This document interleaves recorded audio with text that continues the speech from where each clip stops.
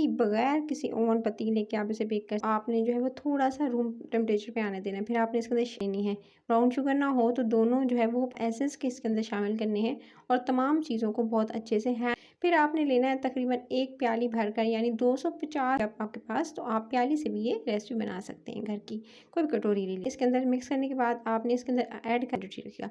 फिर ये मैंने लिया है 1 टेबल स्पून पीनट बटर इसके अंदर ऐड करूँगी और इस तरह से बॉल बनाएंगे। और बॉल बनाने के बाद ये दे सकते हैं कुछ इतना सा आपने बैटर इक्वली डिवाइड करना है, ये बना के रखते जाएंगे और फासला देकर, अगर थोड़ा डिस्टेंस नहीं देंगे तो जब ये राइज होंगे तो आप जो है वो क्या हो, निशान दे देने, मार्क्स दे देने, शेप देनी और उसमें फिलिंग कर देनी है आपने पीनट बटर की।